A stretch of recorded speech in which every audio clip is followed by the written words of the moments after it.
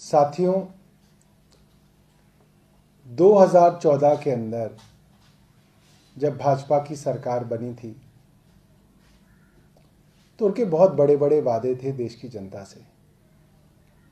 उनका वादा था हर साल युवाओं को 1 करोड़ नौकरियां देंगे। क्या युवाओं को नौकरियां मिली?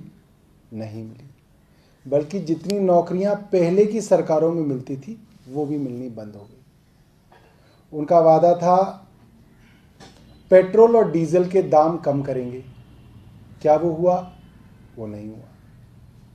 उनका वादा था देश की इकॉनमी, देश की अर्थव्यवस्था को ऊपर ले जाएंगे। क्या वो हुआ? नहीं हुआ। उनका वादा था डॉलर के मुकाबले रुपए की कीमत बढ़ेगी। क्या वो बढ़ी? नहीं बढ़ी। उन्होंने जो जो वादे जिससे किए, किसानों को कहा था आपकी लागत पर 1.5 गुना मूल्य मिलेगा। मिला? नहीं मिला। किसान हो, जवान हो, व्यापारी हो, देश का मिडिल क्लास हो, सबको जो वादे किए वो झूठे निकले। किसी का कोई फायदा नहीं हुआ भाजपा की सरकार से। बस एक तबका है जिसका फायदा हुआ है, वो है स्वयं भाजपा। और आज मैं आपको बताना चाहता हूं कि कैसे अपने निजी फायदे के लिए ये सरकार चलाई जा रही है। जिस जगह आप लोग बैठे हैं, दीनदयाल उपाध्याय मार्ग, सेंट्रल दिल्ली है, दिल्ली का सबसे महंगा इलाका है। वहां पर कल केंद्र सरकार ने, डीडीए ने अपनी ही पार्टी भाजपा को 2 करोड़ रुपए के अंदर 2 एकड़ से ज्यादा जमीन भाजपा के ऑफिस बनाने के लिए दी है। और सबसे बड़ी बात यह है कि वो जमीन किसी पार्टी कार्यालय के लिए थी ही नहीं। वो जमीन बच्चों के स्कूल बनाने की जमीन थी, जिसको भाजपा की सरकार ने अपनी ही पार्टी के ऑफिस बनाने के लिए 2 एकड़, मतलब करीब करीब 10,000 गज जमीन जो है उन्होंने अपने दिल्ली के कार्यालय के लिए दी। जबकि एक आलीशान कार्यालय उसके सामने बना हुआ है जो लगभग खाली है। उसके सामने बिल्कुल जो है एक नई जमीन का आवंटन कल डीडीए ने और एलजी साहब ने मिलकर उनको किया है। मेरे भाजपा से कुछ सवाल है। सवाल नंबर 1 ये है, दीनदयाल उपाध्याय मार्ग जैसी पॉश लोकेशन में 2 करोड़ रुपए में आपको 10,000 गज जमीन मिली है, लगभग 10,000 गज। क्या 2 करोड़ रुपए के अंदर इस जगह पे 20 गज जमीन भी मिल सकती है? 2 करोड़ रुपए में यहां पे 20 गज जमीन भी आप नहीं खरीद सकते। तो क्या भाजपा इतनी गरीब पार्टी है जिसको 2 करोड़ रुपए के अंदर 10,000 गज प्राइम लोकेशन पे दी गई है? क्या यह सच है? क्या यह सच नहीं कि वो जमीन बच्चों के स्कूल बनाने के लिए आवंटित थी, जिसको भाजपा ने अपने ऑफिस के लिए ले लिया? तीसरा सवाल, क्या यह शर्मनाक नहीं है कि जिस राजनीतिक दल की इस साल 70 में से मात्र 8 सीटें आई हैं और पिछले चुनाव में 70 में से मात्र 3 सीटें आई थी, उस राजनीतिक दल को भारतीय जनता पार्टी की सरकार 10,000 गज जमीन देती है?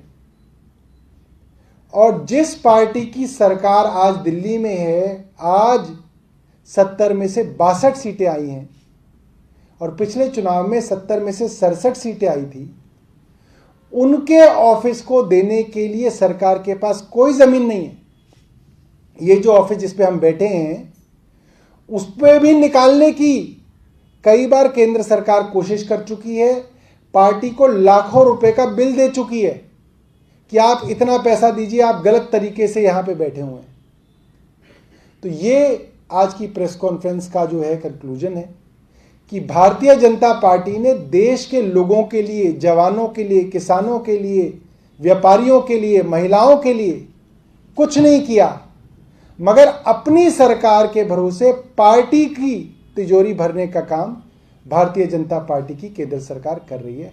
और हमारे 3 सवाल हैं, मैं आशा करता हूं भाजपा जो है इन सवालों का जवाब देगी। धन्यवाद।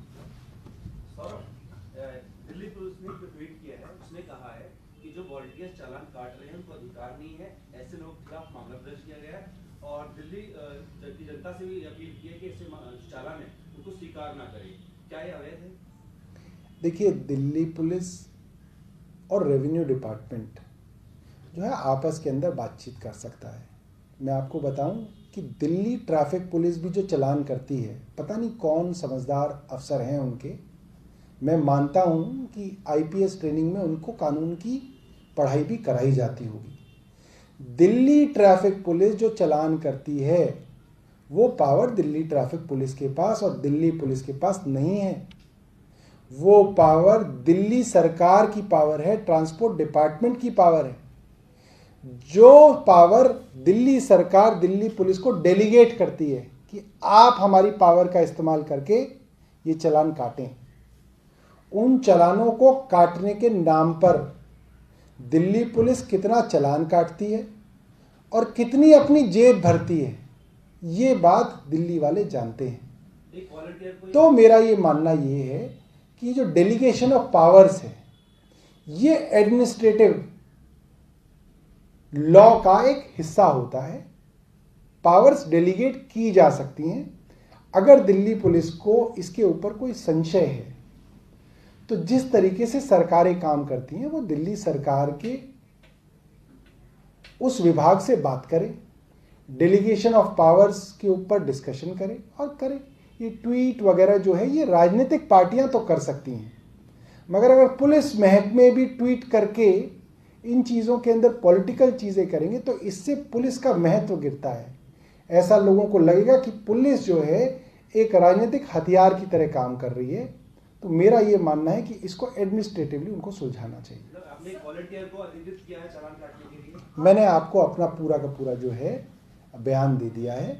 मैं जो है इस राजनीतिक जो है चीज़ों के अंदर नहीं जाना चाहता, ये शोभा नहीं देता। दिल्ली के अंदर क्लैरिटी चाहती है कि आप जो वॉलंटियर चालान करेंगे, क्लैरिटी जो है वो ट्विटर पे नहीं मिलती। मुझे लगता है दिल्ली के पुलिस कमिश्नर इस चीज़ को समझते होंगे और अगर नहीं समझते हैं तो उन्हें समझना चाहिए। कितने वॉलंटियर